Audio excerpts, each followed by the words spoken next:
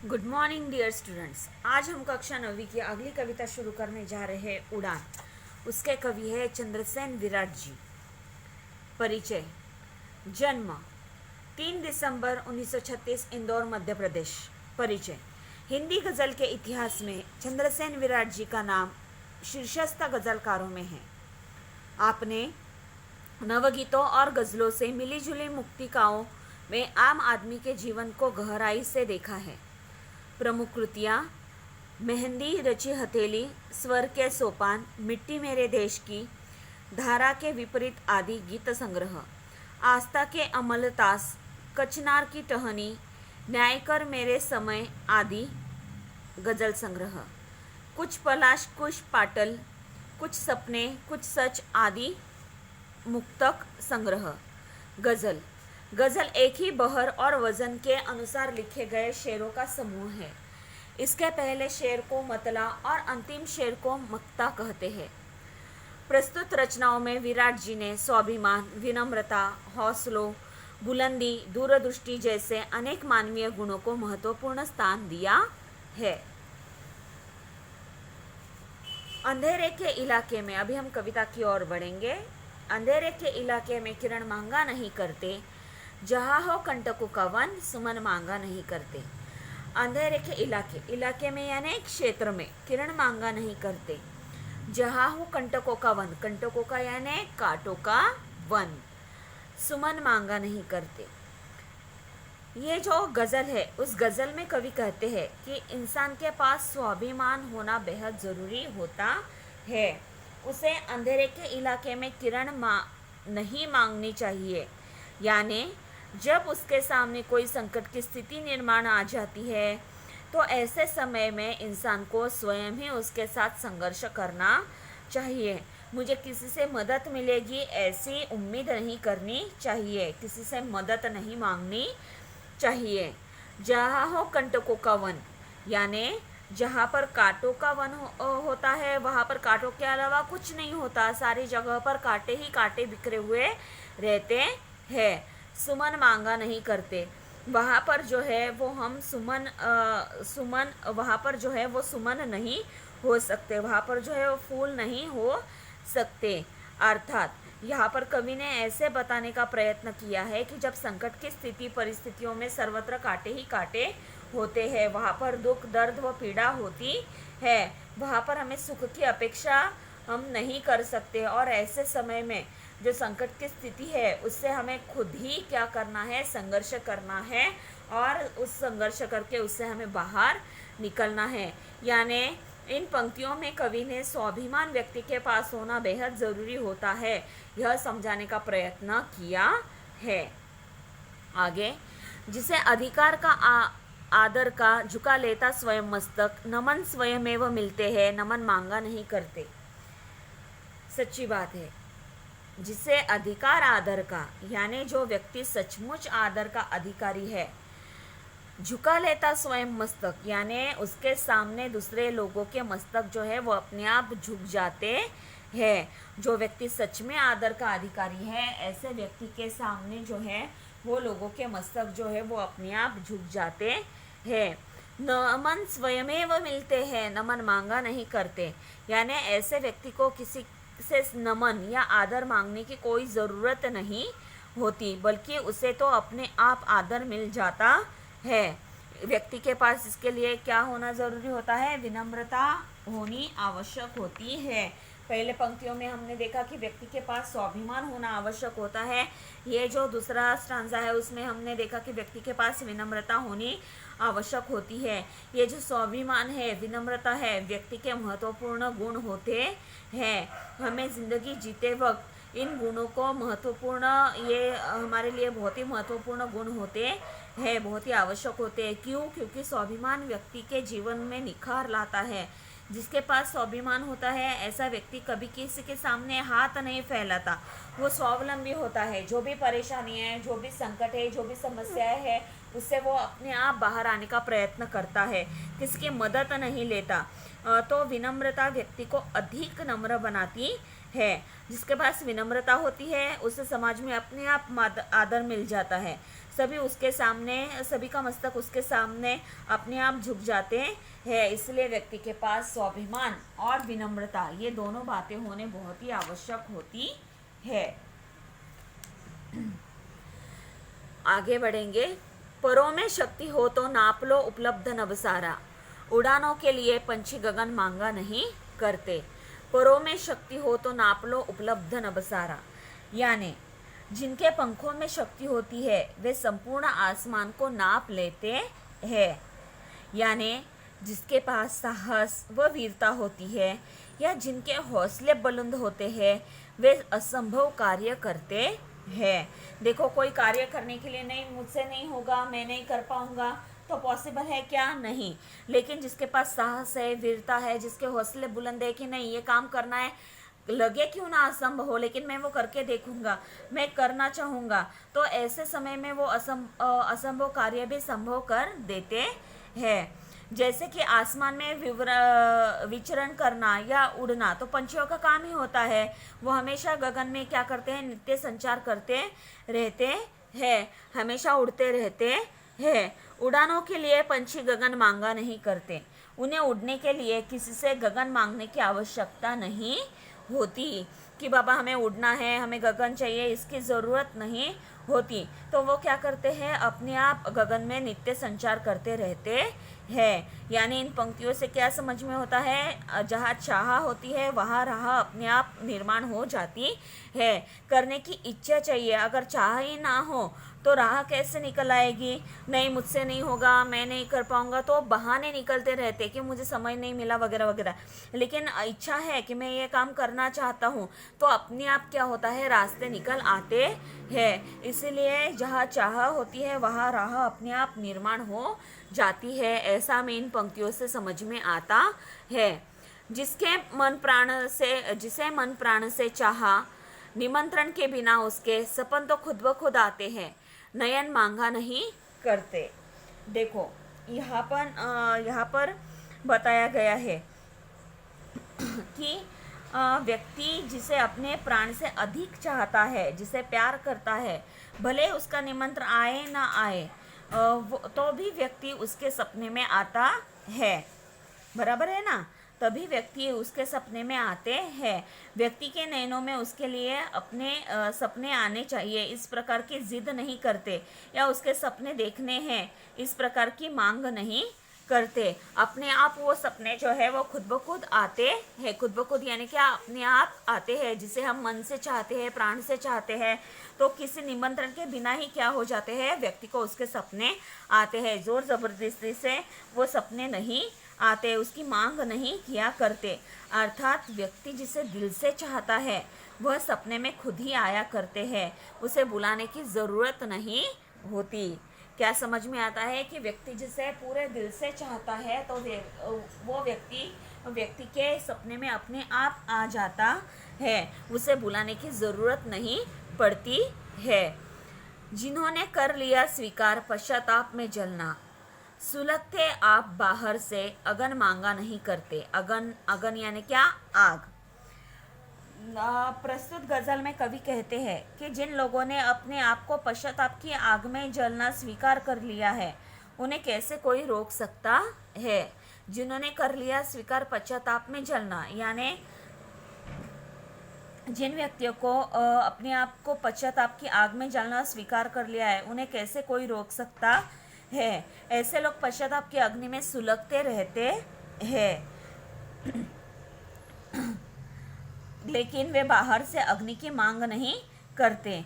पश्चाताप अग्नि से बढ़कर दूसरी कोई अग्नि नहीं होती। देखो, अगर हमसे कोई गलती हो जाए तो पश्चाताप अगर होता है तो क्या हो जाता है? पश्चाताप होने पर हमें अपनी गलती जो है वो समझ में आ जाती है कि पश्चाताप की अग्नि से बढ़कर अन्य कोई अग्नि हो ही नहीं सकती। क्यों?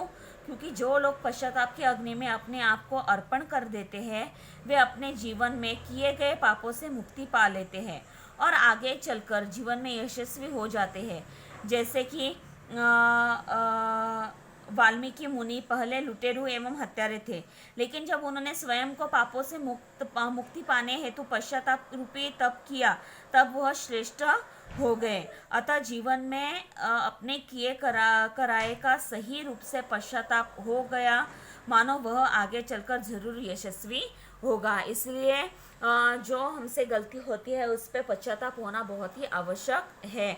बाहर से उसके लिए कोई आग मांगा नहीं करते हैं, वो अपने आप ही हमें समझ में आना चाहिए। किसी को कोई बोल रहा है अरे तूने ऐसा किया, तुम्हें पछतावा करना चाहिए, ये नहीं, अपने आप को लगना चाहिए कि हाँ बाबा मुझसे गलती हो चुकी है, मुझे ऐसे नहीं करना चाहिए था, ये सचमुच में मुझसे गलत हो चुका है। तो ऐसे पश्चाताप की अग्नि होनी चाहिए, तभी हम जीवन में आगे जाकर यशस्वी हो सकते हैं। जिसकी ऊंची उड़ान होती है उसे भारी थकान होती है।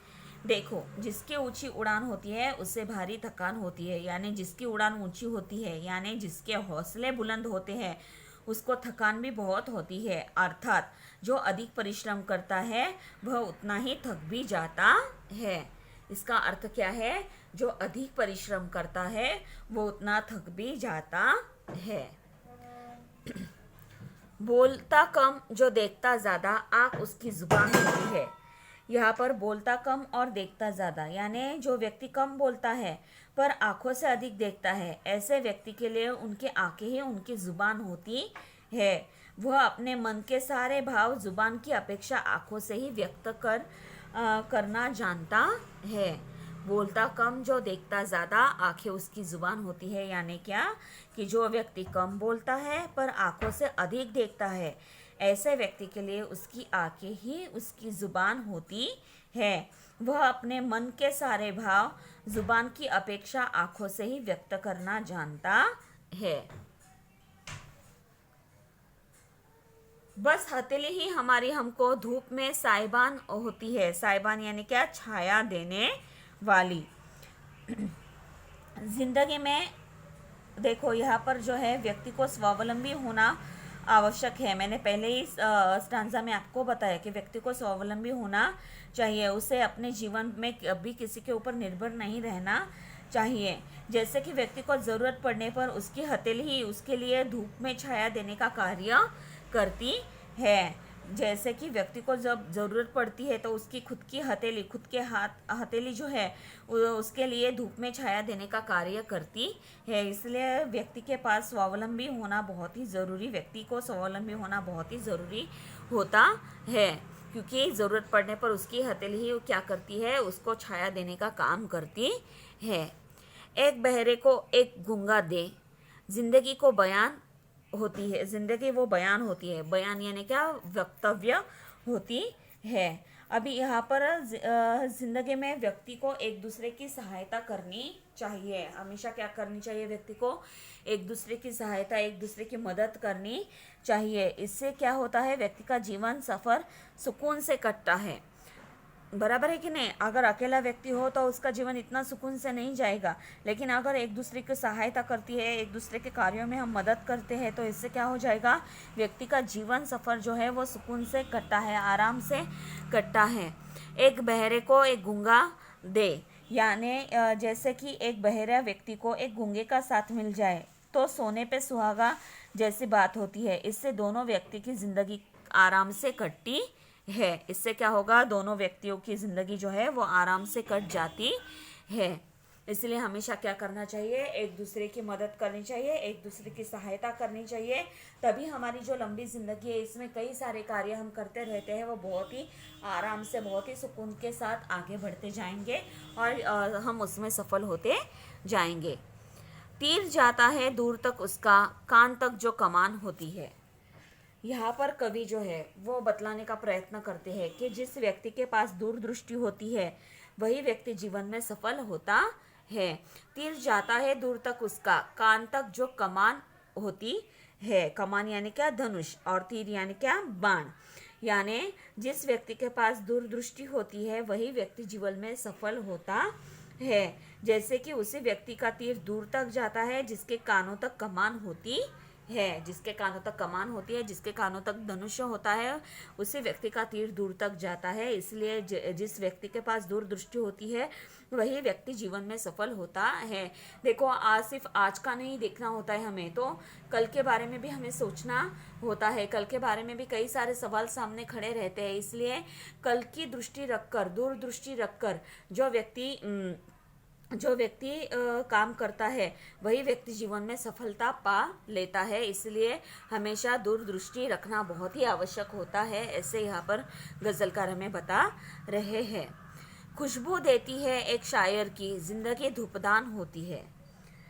धूप जब जलता है तब सभी को खुशबू देता है, बराबर कि नहीं। धूप अगर हम लगाएंगे तो क्या होता है, सारी जगह खुशबू फैल जाती है, सभी को खुशबू देता है। शायर की जिंदगी भी धूपदान की तरह होती है।